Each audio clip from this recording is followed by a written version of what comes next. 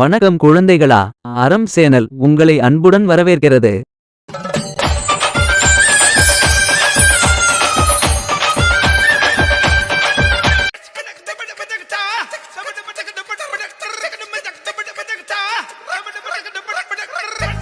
அப்படின்னா பாட்டி விஷ்ணுவோட அப்பா ரொம்ப நாளுக்கு முன்னாடியே, அதாவது விஷ்ணுவை கடத்துவதற்கு முன்னாடியே விஷ்ணுவின் அப்பா போலீஸ் கிட்ட சொல்லிட்டாரு.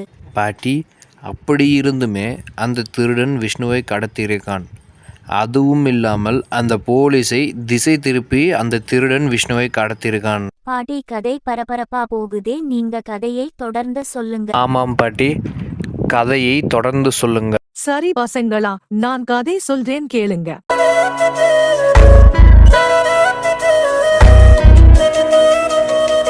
இது கதை நேரம்.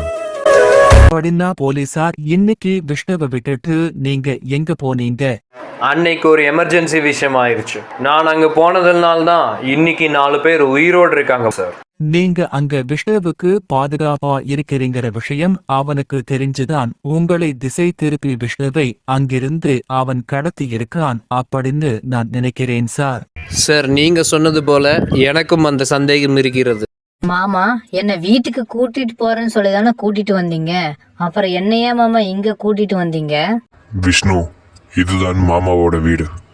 இங்கிருந்து விட்டு நாம் கொஞ்ச நேரம் கழித்து உன் வீட்டுக்கு போகலாம், சரியா? ஓ அப்படிங்களா மாமா, சரிங்க மாமா. ஆமா, நீங்க ஏன் இங்க இருக்கீங்க? ஆமா விஷ்ணு, இதுதான் என்னோட வீடு.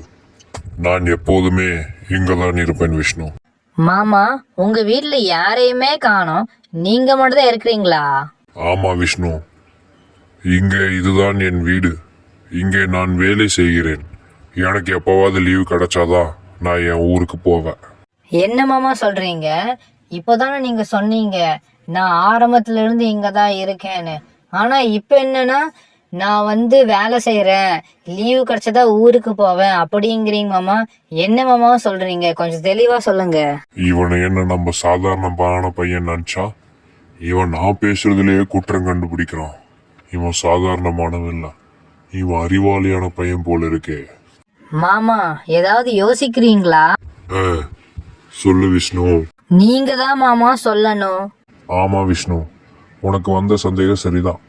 அதாவது விஷ்ணு, நான் இங்க ஆரம்பத்திலிருந்தே இந்த இடத்தில் வேலை செய்கிறேன். அதனால்தான் இந்த இடத்தில் நான் உள்ளேன் விஷ்ணு. எப்பவாவது லீவு கிடைச்சா தான் நான் ஊருக்கு போக முடியும்.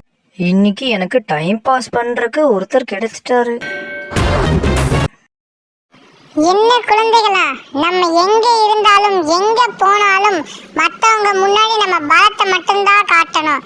அதை தவிர நம்ம பலவீனத்தை எங்கேயுமே காட்டக்கூடாது குழந்தைகளா. என்ன குழந்தைகளா, இந்த கதை உங்களுக்கு பிடிச்சிருக்கா? இந்த கதையோட பார்ட் 1ல இருந்து பார்ட் 9 வரைக்கும் நம்ம சேனல்ல ஒளிபரப்பாக இருக்கு குழந்தைகளா. நீங்க பார்க்கணும்னு நம்ம சேனலுக்கு போய் பார்த்துக்கோங்க குழந்தைகளா. இந்த கதை இன்னும் முடியல குழந்தைகளா. இந்த கதையோட பார்ட் 11 இருக்கு. அது அடுத்த வாரம் நம்ம சேனல்ல ஒளிபரப்பாகும் குழந்தைகளா.